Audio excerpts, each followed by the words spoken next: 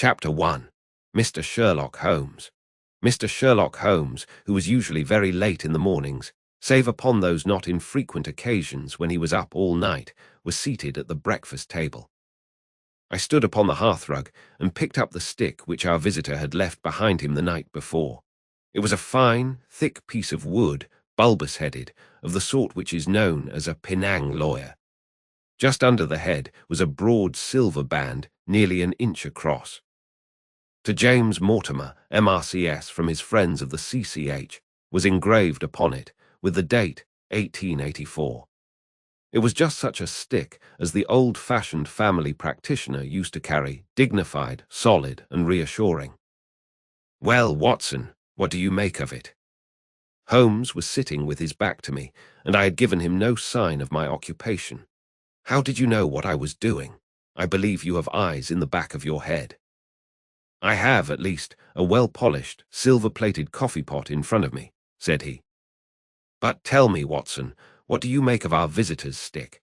Since we have been so unfortunate as to miss him and have no notion of his errand, this accidental souvenir becomes of importance. Let me hear you reconstruct the man by an examination of it." "I think," said I, following as far as I could the methods of my companion, "that Dr. Mortimer is a successful, elderly medical man, well esteemed since those who know him give him this mark of their appreciation." "Good," said Holmes. "Excellent. I think also that the probability is in favor of his being a country practitioner who does a great deal of his visiting on foot." "Why so?" "Because this stick, though originally a very handsome one, has been so knocked about that I can hardly imagine a town practitioner carrying it. The thick iron ferrule is worn down, so it is evident that he has done a great amount of walking with it." "Perfectly sound," said Holmes. "And then again, there is the friends of the CCH. I should guess that to be the something hunt, the local hunt to whose members he has possibly given some surgical assistance, and which has made him a small presentation in return." "Really, Watson, you excel yourself," said Holmes, pushing back his chair and lighting a cigarette. "I am bound to say that in all the accounts which you have been so good as to give of my own small achievements, you have habitually underrated your own abilities. It may be that you are not yourself luminous, but you are a conductor of light. Some people without possessing genius have a remarkable power of stimulating it. I confess, my dear fellow, that I am very much in your debt." He had never said as much before, and I must admit that his words gave me keen pleasure, for I had often been piqued by his indifference to my admiration and to the attempts which I had made to give publicity to his methods. I was proud, too, to think that I had so far mastered his system as to apply it in a way which earned his approval. He now took the stick from my hands and examined it for a few minutes with his naked eyes. Then, with an expression of interest, he laid down his cigarette, and carrying the cane to the window, he looked over it again with a convex lens. "Interesting, though elementary," said he, as he returned to his favorite corner of the settee. "There are certainly one or two indications upon the stick. It gives us the basis for several deductions." "Has anything escaped me?" I asked with some self-importance. "I trust that there is nothing of consequence which I have overlooked."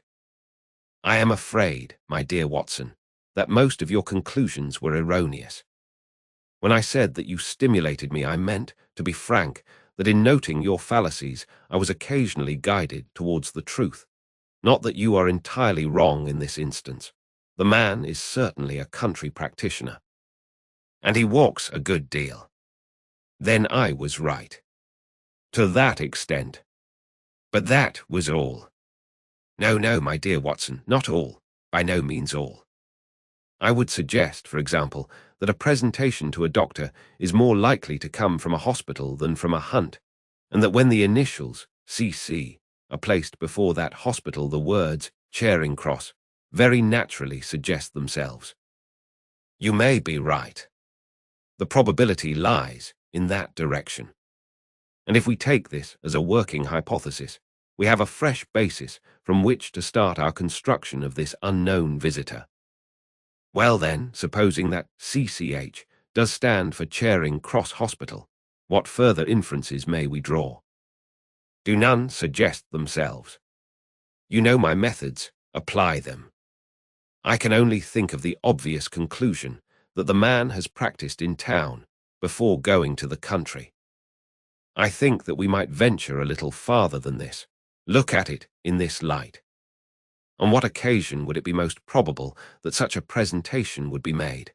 When would his friends unite to give him a pledge of their goodwill? Obviously at the moment when Dr. Mortimer withdrew from the service of the hospital in order to start a practice for himself. We know there has been a presentation. We believe there has been a change from a town hospital to a country practice. Is it, then, stretching our inference too far to say that the presentation was on the occasion of the change? It certainly seems probable. Now, you will observe that he could not have been on the staff of the hospital, since only a man well established in a London practice could hold such a position, and such a one would not drift into the country. What was he, then? If he was in the hospital, and yet not on the staff, he could only have been a house surgeon or a house physician, little more than a senior student, and he left 5 years ago. The date is on the stick. So your grave, middle-aged family practitioner vanishes into thin air, my dear Watson, and there emerges a young fellow under 30, amiable, unambitious, absent-minded, and the possessor of a favourite dog, which I should describe roughly as being larger than a terrier and smaller than a mastiff. I laughed incredulously as Sherlock Holmes leaned back in his settee and blew little wavering rings of smoke up to the ceiling. As to the latter part, I have no means of checking you, said I, but at least it is not difficult to find out a few particulars about the man's age and professional career. From my small medical shelf, I took down the medical directory and turned up the name. There were several Mortimers, but only one who could be our visitor. I read his record aloud. Mortimer, James, MRCS, 1882, Grimpen, Dartmoor, Devon. House surgeon from 1882 to 1884 at Charing Cross Hospital. Winner of the Jackson Prize for Comparative Pathology with essay entitled Is Disease a Reversion? Corresponding member of the Swedish Pathological Society. Author of Some Freaks of Atavism, Lancet 1882. Do We Progress? Journal of Psychology, March 1883. Medical officer for the parishes of Grimpen, Thorsley, and High Barrow. No mention of that local hunt, Watson, said Holmes with a mischievous smile, but a country doctor, as you very astutely observed. I think that I am fairly justified in my inferences. As to the adjectives, I said, if I remember right, amiable, unambitious, and absent-minded. It is my experience that it is only an amiable man in this world who receives testimonials, only an unambitious one who abandons a London career for the country, and only an absent-minded one who leaves his stick and not his visiting card after waiting an hour in your room. And the dog has been in the habit of carrying this stick behind his master. Being a heavy stick, the dog has held it tightly by the middle, and the marks of his teeth are very plainly visible. The dog's jaw, as shown in the space between these marks, is too broad in my opinion for a terrier and not broad enough for a mastiff. It may have been, yes, by Jove, it is a curly-haired spaniel. He had risen and paced the room as he spoke. Now he halted in the recess of the window. There was such a ring of conviction in his voice that I glanced up in surprise.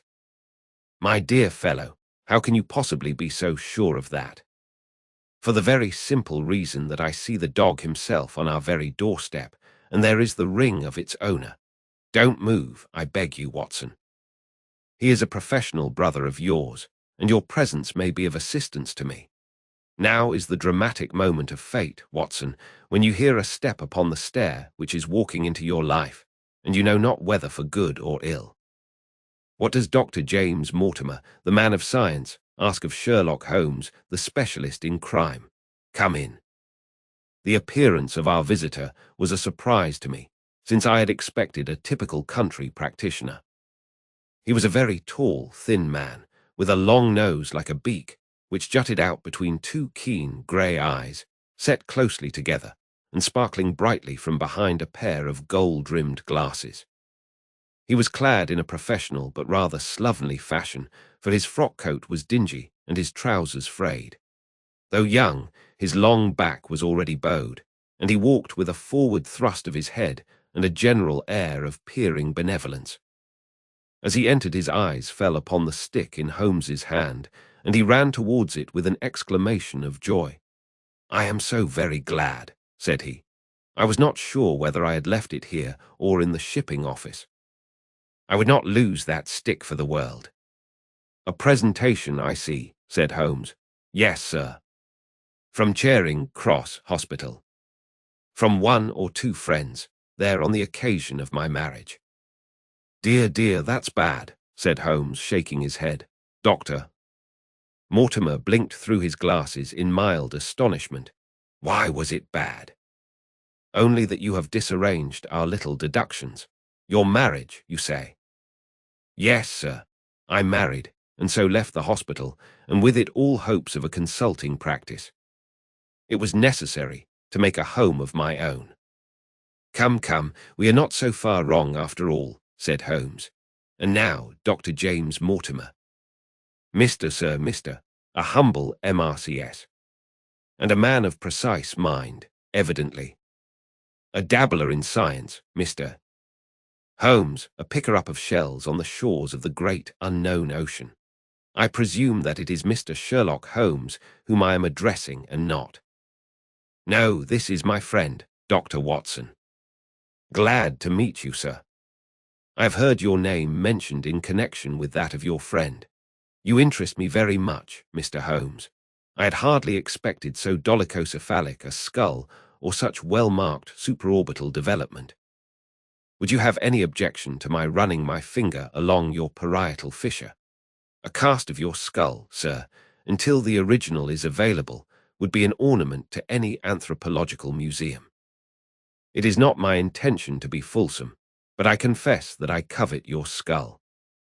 Sherlock Holmes waved our strange visitor into a chair. "You are an enthusiast in your line of thought, I perceive, sir, as I am in mine," said he. "I observe from your forefinger that you make your own cigarettes. Have no hesitation in lighting one." The man drew out paper and tobacco, and twirled the one up in the other with surprising dexterity. He had long, quivering fingers as agile and restless as the antennae of an insect. Holmes was silent, but his little darting glances showed me the interest which he took in our curious companion. "I presume, sir," said he at last, "that it was not merely for the purpose of examining my skull that you have done me the honor to call here last night and again today." "No, sir, no. Though I am happy to have had the opportunity of doing that as well. I came to you, Mr. Holmes, because I recognize that I am myself an unpractical man, and because I am suddenly confronted with a most serious and extraordinary problem. Recognizing, as I do, that you are the second highest expert in Europe." "Indeed, sir. May I inquire who has the honor to be the first?" asked Holmes with some asperity. "To the man of precisely scientific mind, the work of Monsieur Berthelin must always appeal strongly." "Then had you not better consult him?" "I said, sir, to the precisely scientific mind. But as a practical man of affairs, it is acknowledged that you stand alone. I trust, sir, that I have not inadvertently—" "Just a little," said Holmes. "I think, Dr. Mortimer, you would do wisely if without more ado you would kindly tell me plainly what the exact nature of the problem is in which you demand my assistance."